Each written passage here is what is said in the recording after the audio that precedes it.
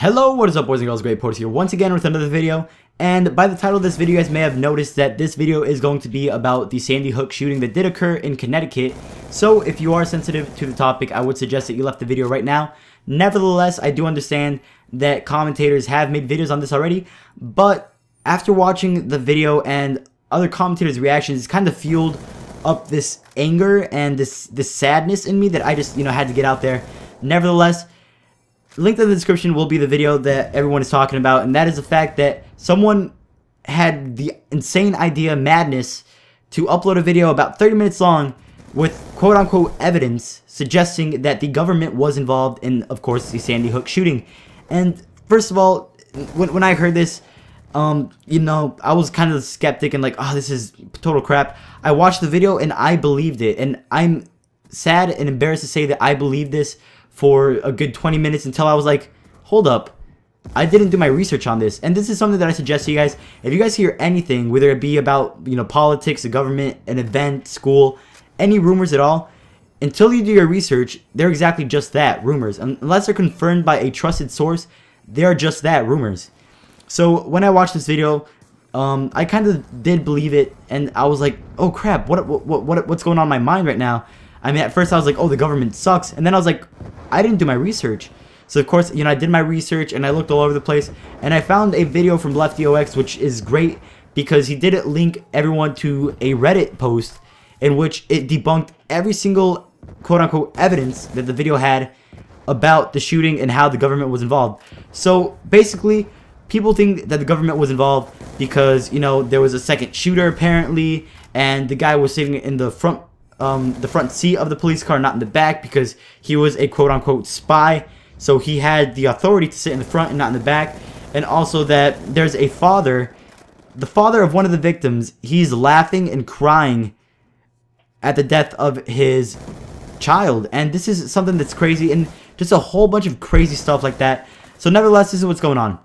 So allegedly in the video, it claims that there was a man who was seen running away from the school, who wasn't the shooter, the initial shooter, who I believe his name was Adam or something like that. Not really sure. Alan, Adam, not sure. Nevertheless, they find the man running away from the school, and the cops chase him, and they get him. And this was news reported about an hour after everything was, found out, and then it was never aired again, never, brought up anymore. The guy that was on the run, they never mentioned him anymore, and everyone was like, oh crap, what happened? He was supposed to get out of there because the cops were coming. He didn't get out on time. The cops caught him, and of course Obama went ahead and shut down the newscast about that topic so they wouldn't bring it up and no one would know about it. But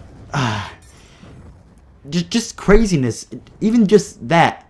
Nevertheless, if you do your research and you do get involved in this, you will know that the man running away was actually a father of a student there and the athletic director of the high school of Sandy Hook, and he was actually there to make gingerbread houses with first graders when he heard shots and he ran out.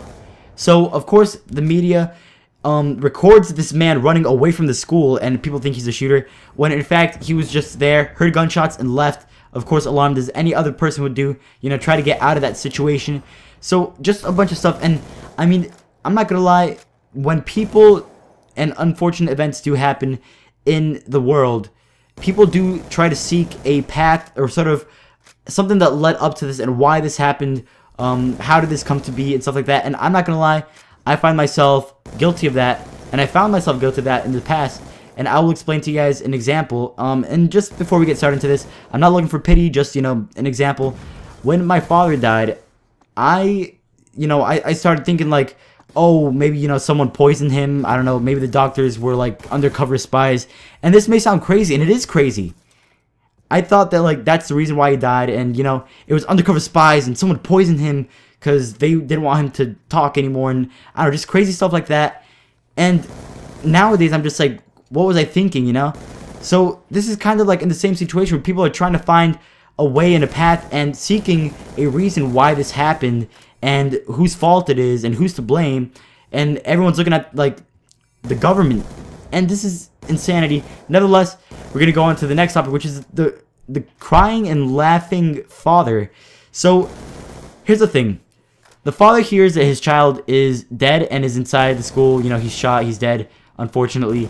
And he cries, and then he laughs, and he goes back to crying. And it's sort of like this ongoing back and forth, tearing each other apart within laughter and crying. And a lot of people are like, oh, well, you know, he's an actor because he was crying, but he was laughing because he didn't really have real emotions. So obviously, he really wasn't the father. He was just an undercover spy, blah, blah, blah. Okay, here's the thing. When you lose a friend or a close relative or anyone close to you, there's a lot of things that go on through your mind. I mean, of course, you remember the good times, the bad times, and of course, the fact that this person is no longer with you.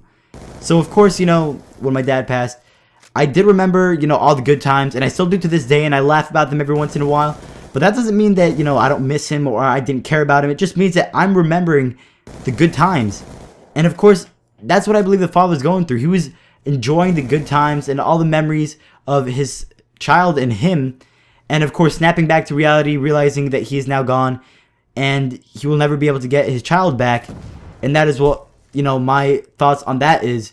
And also, finally, I'm just going to go over 3 things. You guys can go ahead in the Reddit post. It will be linked in the description along with the video of the accusation of conspiracy. The fact that everyone is saying that why was there only 1 or 2 ambulances in the news when, you know, Sandy Hook thing was reporting, blah, blah, blah. And everyone's like, oh, well, they only wanted 1 ambulance there because 1, they either faked the deaths of the students and, you know, no one was really hurt, or 2, you know, they kind of planned this and they really didn't need ambulances there because they kind of knew that they were going to be dead because it was all part of the plan. So why have a bunch of ambulances when you can only have 1? So basically this is what happened. The news reporters reported and got footage about 7 hours after the shooting occurred. If you guys didn't know, the shooting did occur in the morning, and of course the newscasting and recording did occur in the afternoon. So by then, you know, a lot of the ambulances had already came and gone, which left only a small amount of ambulances and, you know, policemen, investigators, etc. And people think that this was staged, but it was not staged. Simply, you know, all the victims were taken away already, not many were left, and, you know, the ambulances were just there to, you know, try to do what they could, but they were no longer necessary to have as many ambulances as they did as were the first time that they heard that the shooting had occurred. So hopefully you guys understand that. Nevertheless, of course, this is a channel in which I would like to give my opinion and, of course, hear your opinion on the subject. So please leave your comment down below and let me know what you think about this. Of course, the video is linked in the description once again and the Reddit post so that you guys can kind of understand how it's coming from. And again, remember that when you hear rumor, try to do your investigation on it, your little, you know, background check. Figure out the facts before jumping to conclusions, because I'm not going to lie, I became a fault of this when I saw this video at first, and then 20 minutes later, you know, I realized that I didn't really think through it, and now it's up to this. So this is something that's growing, and I hope it doesn't grow anymore. But I just wanted to inform you guys because a lot of you guys were freaking out about it, and I just wanted to, you know, give my 2 cents on it. And of course, I don't expect my thoughts to, you know, tell you what to do, but hopefully you do, you know, take this video into mind when you are talking about this or sharing it with friends, or, you know, you hear someone talking about it, etc. Nevertheless, leave a like, leave a comment down below. If you guys have not yet, please subscribe, and I will see you guys next time, and please take care.